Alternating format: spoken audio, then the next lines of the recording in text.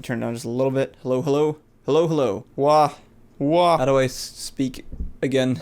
Sitting down hurts. Thankfully, I finally figured out how the autofocus works on the camera and the correct setting to use so that it doesn't turn off every 20 minutes. I need a little bit of energy here. Come on, come on, come on. We interrupt your regularly scheduled programming to bring you 2 months of silence, and now this. This is what it's actually like, by the way, when you're sitting down to record a like a video. It's just this for like 15 minutes. You're just going, all right, here we go. Gonna do it.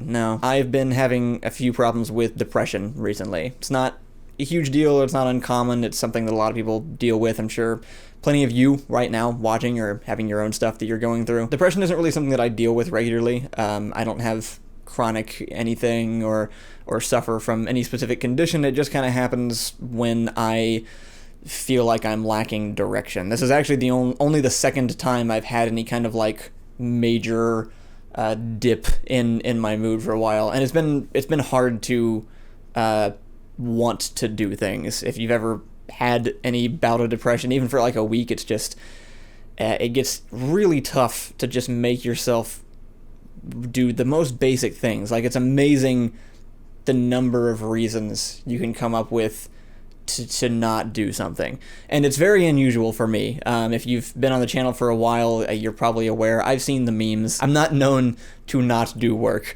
It's pretty much all I do. It is actually the singular thing that I have focused on for about the past 5 years of my life, and it's really only come to fruition within the last few months. But looking back on it, I've been kind of on a downturn since Skyvault ended production. Anyway, the first time I had problems with this was actually right after I graduated college in 2014, because, you know, you have everything laid out for you while you're in school. It's like, these are your goals, here's how you get to it. It's like leveling up in a video game. And I got to the end. I raced to the end, actually. I ended up graduating a couple of years early, and I finished, and then there was nothing to do. Like, I looked around and I was like, okay, so I did all of it. What do I do next? And people were like, you get a job. And I was like, okay, and then what? Die eventually, I guess. And I ended up getting out of that one by starting doing weekly videos on this channel. We will be releasing videos now every week. Yay!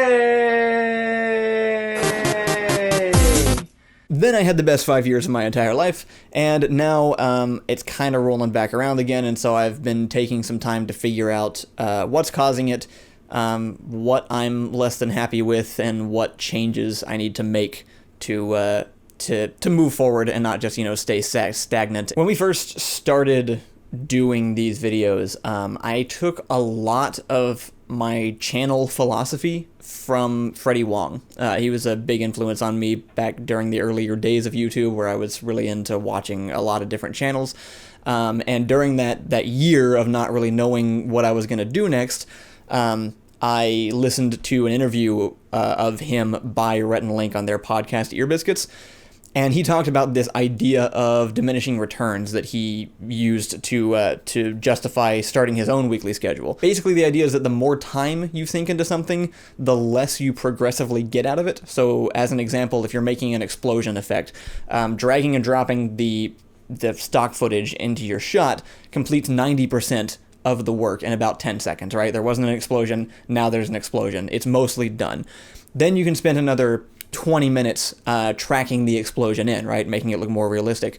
And that completes maybe another 5% of the work. It makes it look a little bit better. And so that kind of continues, where it's like the more time you put into it, the less each progressive step gives back. And there's a point where you have to go, this is good enough because time is a finite resource and I have to put it into something else. So I adopted that philosophy, and it's how I was able to get a new thing out every single week, because I was like, each Monday I'm putting a video up. It doesn't matter how finished it is, it's going up. And because of that, I learned things way faster than I ever did, because before I was a perfectionist, I would spend forever trying to get every single video exactly right. With every single video, we learned something new. You know, we would make a slight mistake, or something wouldn't come out perfect, and I would be able to go, okay, so next time I'll do this a little bit differently. I was excited to get back into it at the beginning of this year. We had just done Skyvault, we had taken kind of a big break. I think all the ones that we've done this year have been pretty perfect. I've been really satisfied with them, but I stopped feeling like I was getting as much from them.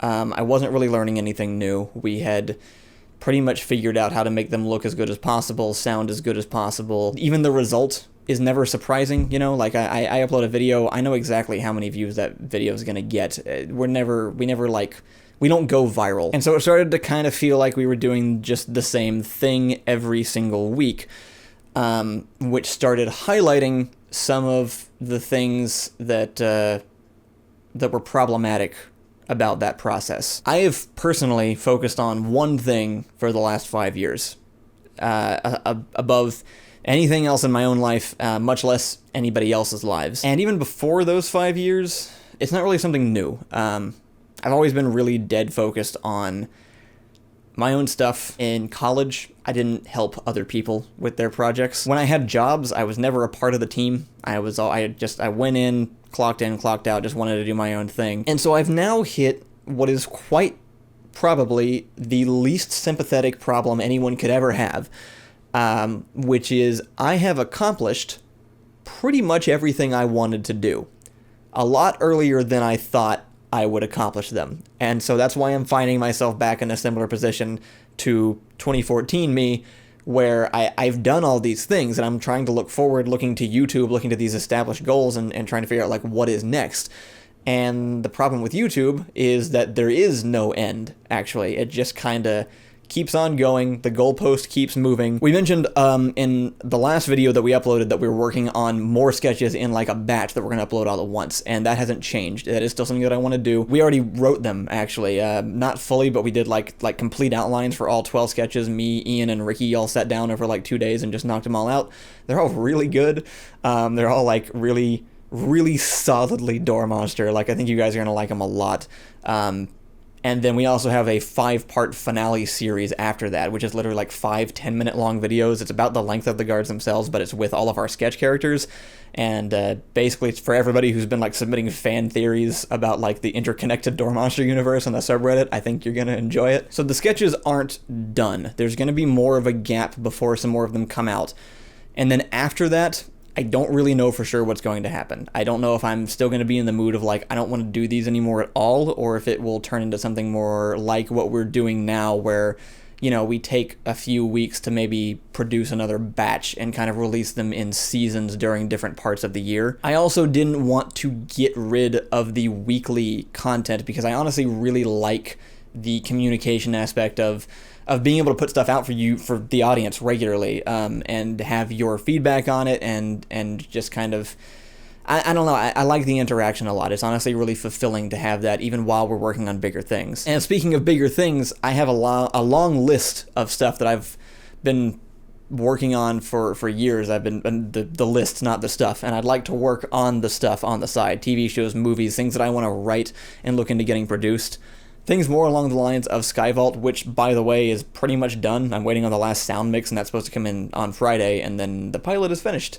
So that's cool. If you're part of the Kickstarter for that, we'll be getting to you guys soon about the first round of reward fulfillments and hopefully getting you guys to be able to see the pilot as we start trying to distribute it. All of the channel stuff aside, I also feel like I need to spend a little bit of time focusing on some other aspects of my life and not making the channel and regular uploads my #1 priority. I want to try to focus on some things like my health, my sleep. I also want to be able to help Allison do some things that she wants to do. She has been helping me improve the channel nonstop for like the last 2 years.